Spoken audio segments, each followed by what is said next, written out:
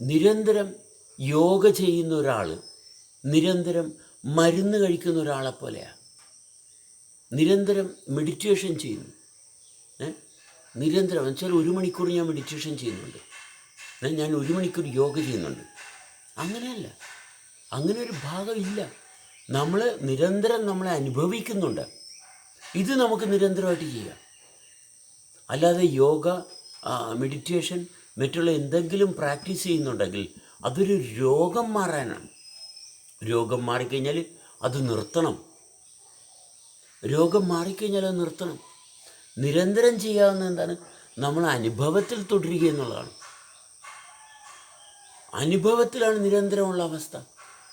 ഇപ്പോൾ സുന്ദരിയായ ഒരു പെണ്ണിനെ അവിടെ കാണത്തില്ല. രോഗമുള്ളവനാണ് സുന്ദരിയായ പെണ്ണ്.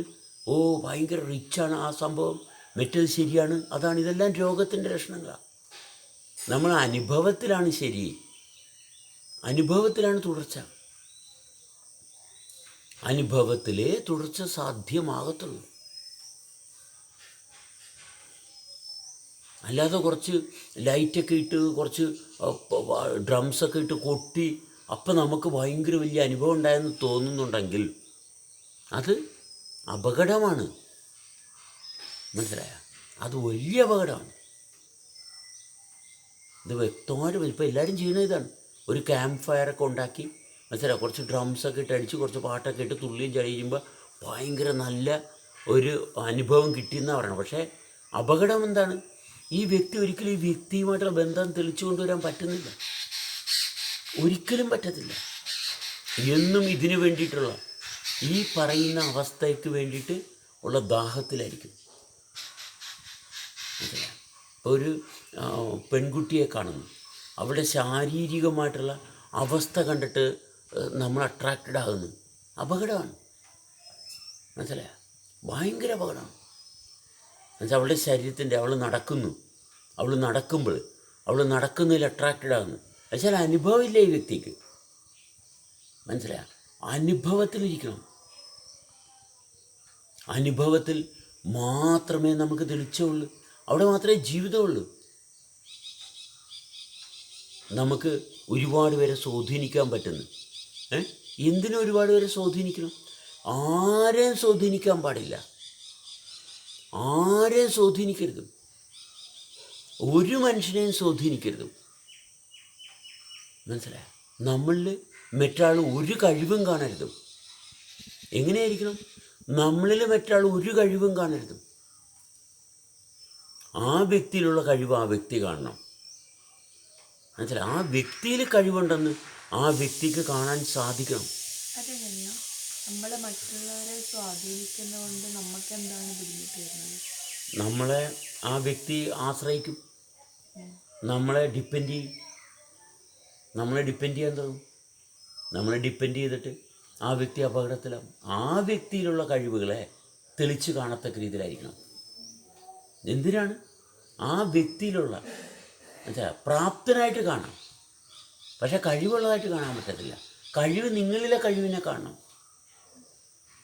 ഓരോ വ്യക്തിയും അവരവരിലെ കഴിവാണ് കണ്ടത്. സച്ചിൻ തെണ്ടുൽക്കർ ക്രിക്കറ്റ് കളിച്ചുകൊണ്ട് നമുക്കെന്താ കാര്യമിരിക്കുന്നത്? യേശുദാസ് പാട്ട് പാടിയതുകൊണ്ട് നമുക്കെന്താ കാര്യമിരിക്കുന്നത്? നമ്മളിലെ കഴിവിനെ നമുക്ക് കാണാൻ സാധിക്കുന്നുണ്ടോ? അതാണ് ശരിക്കും പരസ്പരമുള്ള ബന്ധം. നമ്മളിലെ കഴിവ് അത് തെളിഞ്ഞ് കാണാൻ സാധിക്കുന്നിടത്താണ് മനുഷ്യത്വമുള്ളത്. നമ്മൾക്ക് അങ്ങനെ കൈകാര്യം ചെയ്യാൻ പറ്റുന്ന ഭാഗം അത് മാത്രമേ നമ്മുടെ സംസാരത്തിലും സമ്പർക്കത്തിലും കൊണ്ടുവരാവുള്ളൂ. എന്നാൽ മാത്രമേ നമുക്കിവിടെ ജീവിക്കാൻ പറ്റത്തുള്ളൂ. എന്നാൽ മാത്രമേ ജീവിക്കാൻ പറ്റത്തുള്ളൂ. അല്ലാണ്ട് വേറിട്ടൊരു കഴിവുണ്ടെന്ന് മറ്റൊരാൾക്ക് തോന്നുന്നുണ്ടെങ്കിൽ നമുക്ക് ജീവിക്കാൻ പറ്റത്തില്ല. നമ്മൾ വൃത്തികെട്ടവനാണെന്ന് മറ്റുള്ളവർക്ക് തോന്നുന്നുണ്ടെങ്കിൽ ഒരു കുഴപ്പമില്ല. ഭ്രാന്താണ്, ഇയാൾ എന്ത് പേക്കുത്താണ്, ഇയാൾ എന്താണ് വട്ടാണ് പറയുന്നത്, അതിൽ നമുക്ക് വലിയ കുഴപ്പമൊന്നുമില്ല. ആർക്കും കുഴപ്പമില്ല. മനസ്സിലായ? അത് കുഴപ്പമില്ല. പക്ഷേ നമ്മളിൽ അട്രാക്റ്റഡായി പോകരുത്. ഒരിക്കലും നമ്മളിൽ ആകർഷണീയരായി പോകരുത്. ഇയാൾ ഭയങ്കര വലിയ സംഭവമാണ്, അത് അപകടമാണ്. മനസ്സിലായി? അത് ഭയങ്കര അപകടമാണ്. പലരും പെട്ടുപോകുന്ന അവിടെ അട്രാക്ഷനിലാണ്. അത് തന്നെയല്ലേ മദ്യവും മയക്കുമരുന്നുമെല്ലാം ഈ അട്രാക്ഷൻ്റെ ഭാഗത്ത് വരുന്നതാണ്. അങ്ങനെ മറ്റൊരാളിൽ അട്രാക്റ്റഡ് ആയി പോകുന്നുണ്ടെങ്കിൽ നമ്മൾ മദ്യത്തിനും മയക്കുമരുന്നിനും മറ്റുള്ള ചതിയിലും ചെന്ന് വീഴും. നമ്മൾ ഒന്നിനും അട്രാക്റ്റഡ് ആകുകയല്ല, അല്ല ഡിസ്ട്രാക്റ്റഡും ആകരുത്. പകരം നമ്മുടെ സ്റ്റെബിലിറ്റി എന്താണ് എൻ്റെ സ്ഥായി സ്വഭാവം. അപ്പം നിരന്തരം എന്നിൽ പ്രവർത്തിച്ചുകൊണ്ടിരിക്കുന്ന ഞാൻ ചെയ്യുന്ന പ്രവൃത്തിയല്ല. അതുകൊണ്ടാണ് യോഗ, മെഡിറ്റേഷൻ ഇങ്ങനെയുള്ള കാര്യങ്ങളൊക്കെ രോഗത്തിന് കഴിക്കുന്ന ഭാഗമാണ്. മരുന്ന് കഴിക്കുന്ന പോലെയാണ്.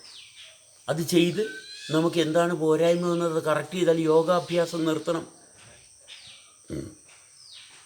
അങ്ങനെ നിർത്തുന്നില്ലെങ്കിൽ സ്ഥിരം ആ വ്യക്തി വേറൊരു പ്രശ്നം, സ്ഥിരം മരുന്ന് കഴിച്ചുകൊണ്ടിരിക്കുന്ന വ്യക്തിയെ പോലെയാണ്.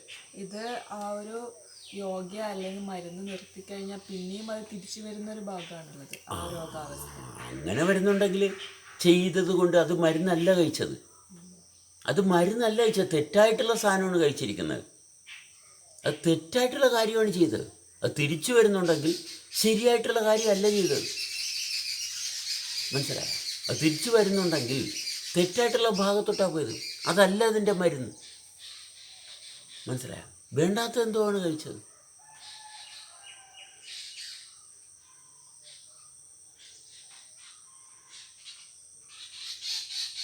അപ്പം നമ്മൾ നല്ല ബന്ധം, ഒരാളുമായിട്ട് നല്ല ബന്ധമാണെങ്കിൽ അവിടെ വഴക്കെങ്ങനെയുണ്ടാണ്? നല്ല ബന്ധമാണെങ്കിൽ വഴക്കുണ്ടാകത്തില്ല, ഉണ്ടാകാൻ പറ്റത്തില്ല. നല്ല ബന്ധമാണെങ്കിൽ അത് എന്നും നല്ല ബന്ധമാണ്. എൻ്റെ സൗണ്ട് ക്ലിയർ ആണോ? അരുൺ,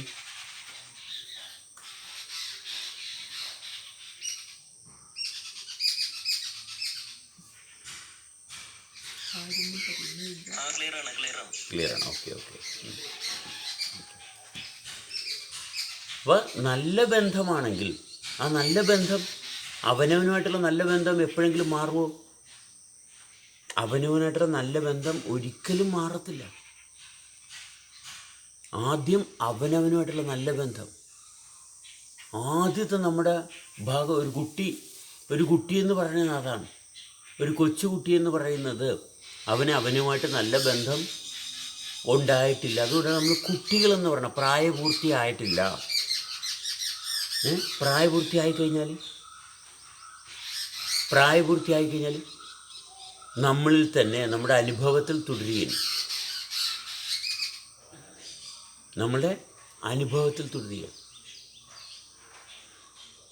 അവിടെ പിന്നെ വേറൊന്നുമില്ല.